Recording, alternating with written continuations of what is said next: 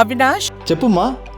దగ్గరలో ఉన్న మెడ్ప్లస్ కు వెళ్ళి మెడ్ప్లస్ బ్రాండ్ మెడిసిన్స్ అని అడిగి కొనుక్కునరా. అక్కడ 50 to 80% తగ్గింపుకు వస్తుంది. మీరు తీసుకునే అదే మందులు, అదే నాణ్యమైన మందులు, కానీ సగం ధరకే.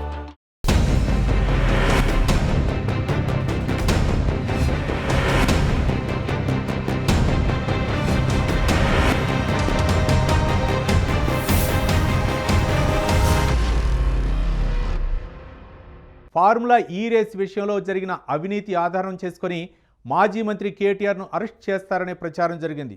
కానీ ఇప్పుడు కాంగ్రెస్ అరెస్ట్ విషయంలో సైలెంట్ అయింది. ఇంతకు కేటీఆర్ అరెస్ట్ వ్యవహారం ఏ టర్న్ తీసుకోబోతోంది?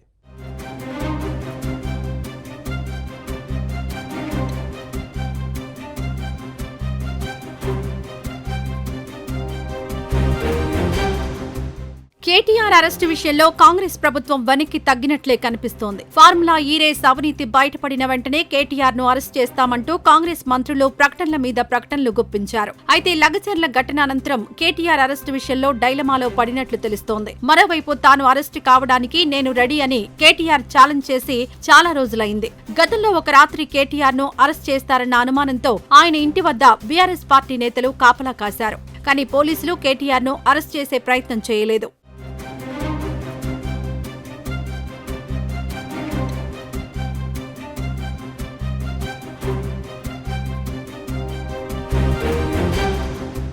అయితే తెలంగాణ ముఖ్యమంత్రి రేవంత్ రెడ్డి కేటీఆర్ అరెస్టు విషయంలో భిన్నంగా స్పందించారు. జైలుకు వెళ్లిన వాళ్లంతా సీఎంలవుతున్నారని, తాను కూడా జైలుకెళ్లాలనుకుంటున్నారని కేటీఆర్ పై సెటైర్ వేశారు. సీఎం రేవంత్ రెడ్డి స్పందనను బట్టి చూస్తే కేటీఆర్ ను అరెస్ట్ చేసే ఉద్దేశం లేనట్లే కనపడుతోంది. అయితే కేటీఆర్ అరెస్టు విషయంలో కాంగ్రెస్ ఎందుకు వెనక్కు తగ్గింది అనే విషయంపై రాజకీయ వర్గాల్లో పలు భిన్నమైన కథనాలు వినిపిస్తున్నాయి.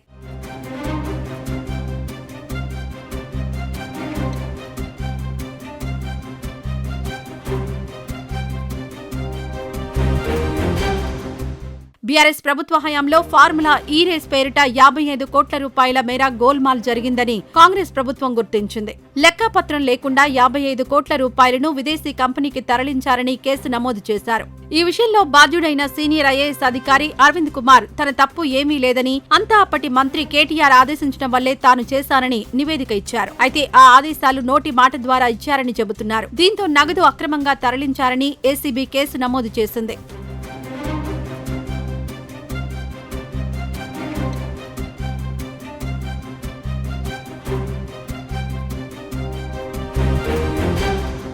కాగా ఈ కేసులో కీలక సూత్రధారి కేటీఆర్ కాబట్టి ఆయనను ప్రశ్నించడానికి అనుమతి ఇవ్వాలని గవర్నర్ను కోరారు.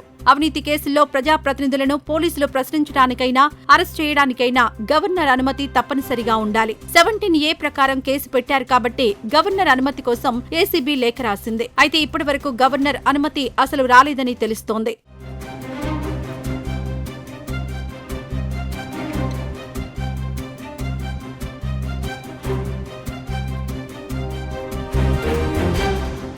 గతంలో రేవంత్ మీడియాతో మాట్లాడినప్పుడు గవర్నర్ అనుమతి వస్తే అరెస్ట్ చేస్తామని ప్రకటించారు. ఆ 55 కోట్ల రూపాయలు ఎక్కడికి పోయాయో తేలుతుందని చెప్పుకొచ్చారు. మరో మంత్రి పొంగులేటి శ్రీనివాసరెడ్డి దీపావళిలోపే బాంబులు పేలుతాయన్నారు. కానీ ఏవీ పేలలేదు. కాగా కేటీఆర్ ను ఇప్పుడు అరెస్ట్ చేస్తే సానుభూతి వస్తుందన్న కోణంలో ప్రభుత్వ పెద్దలు చూస్తున్నారు. అందుకే కేటీఆర్ అరెస్ట్ ఉండకపోవచ్చని అంటున్నారు.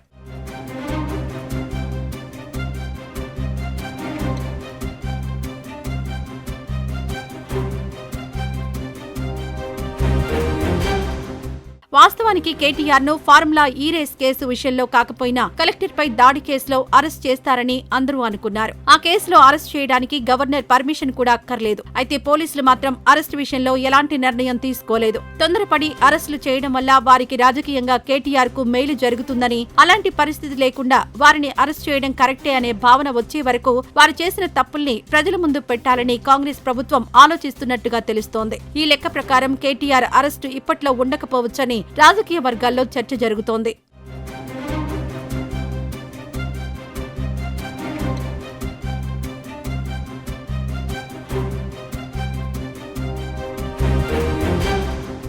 ఇన్సైడ్ స్టోరీలో ఇప్పుడు ఒక స్మాల్ బ్రేక్ తీసుకుందాం.